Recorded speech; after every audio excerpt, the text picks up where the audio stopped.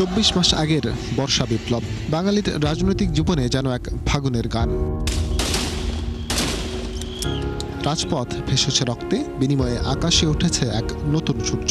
কিন্তু সে রক্তের ঋণ কতটা শোধ দিল বাংলাদেশ, কতটাই বা আশার সঞ্চার করলো বর্ষার ফাল্গুনী সূর্য। ৫ আগস্টে ২ বছর পরে দেখা যাচ্ছে আবার আমরা একদম সম্পূর্ণ আগের যেই রাজনীতি ছিল মোটামুটি ওই জায়গাতে আবার ফিরে গেছি। স্থিতিশীল একটা বাংলাদেশ চেয়েছিলাম। আমরা ভেবেছিলাম হয়তো যে বৈষম্যগুলো আগে চলে আসতেছিল সেগুলো শেষ হয়ে যাবে, একদম নতুন একটা বাংলাদেশ আমরা পাবো। কিন্তু তা না হয়ে বাংলাদেশে একই সাথে উগ্র ডানপন্থী রাজনীতির উদ্ভব ঘটেছে। ইতিমধ্যেই একটা সরকার মধ্যবর্তী সময়ে ১.৫ বছর ছিল, ওনারা যে কন্ট্রিবিউশনটা রাখার কথা ছিল অনেকটাই হয় নাই আসলে বাস্তবতা যেটা।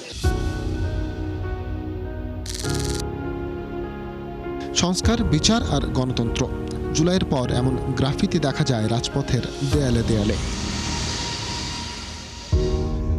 এক দশকের বেশি সময় পর ২০২৬-এর ফেব্রুয়ারিতে একটি অবাধ ও সুষ্ঠু নির্বাচন হয় বাংলাদেশে। ১৭ বছর পর ক্ষমতায় আসে বিএনপি। প্রথমবারের মতো বিরোধী দলের আসনে জামায়াত ইসলামী আর দল গঠন করেই সংসদে তরুণদের দল এনসিপি। প্রাথমিকভাবে এটিকেই আবার গণতন্ত্রের পথে যাত্রা শুরু বলে মনে করছেন জুলাইয়ের ছাত্রনেতারা।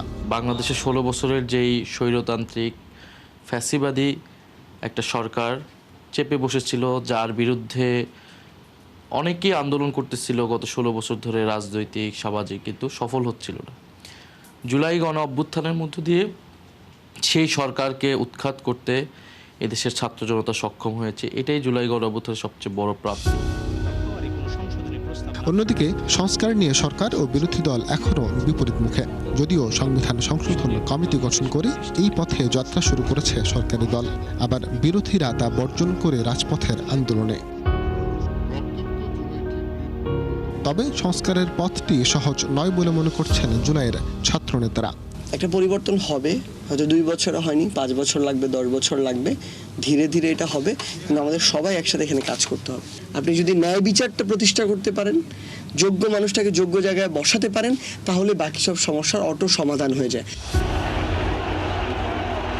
গণঅভ্যুত্থানের পেরিয়েছে ২ বছর। প্রথমে ডক্টর ইউনূসের অন্তর্বর্তী সরকার, আর এখন তারেক রহমানের নেতৃত্বাধীন নির্বাচিত সরকার। দেশ আসলে কতটা এগোলো? প্রত্যাশা বাড়ছে যে এটা নতুন ধরনের সরকারের সরকার পরিচালনার একটা দৃষ্টান্ত।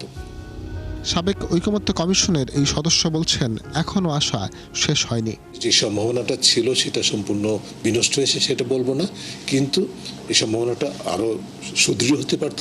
সেইখানে অন্তর্বর্তী সরকার একটা ঘাটতি রেখে গেছে, কিন্তু সম্ভাবনাটা আছে। এখন এটাকে এগিয়ে নিয়ে যাওয়ার পথে যে অন্তরায়গুলো সেগুলো নিয়ে দেখতে হবে আর কি। রক্তাক্ত জুলাইয়ের ২ বছর পর জুলাইয়ের আকাঙ্ক্ষা, নতুন বন্দোবস্ত, সংস্কার, বিচার সবকিছু নিয়ে ছাত্র জনতা, সাধারণ মানুষ বেশ কিছুটা হতাশ হলেও এই নতুন সরকারকে সময় দিতে চায় আরও একটু বেশি। তবে এর মধ্যে এই সরকার আবার এক স্বেচ্ছাচারী সরকারের রূপ না নেবে এমন প্রত্যাশা যেমন সবার, তেমনি জুলাইয়ের আকাঙ্ক্ষা বাস্তবায়নের কামনাও রয়েছে সবার। তবে এই সময় কতটা সময় গিয়ে রূপ নেবে তা কেবল এখন বলে দিতে পারে বাংলাদেশের ক্যালেন্ডারের পাতা। ফরহাদ ইবনে মালিক, ৭১, ঢাকা।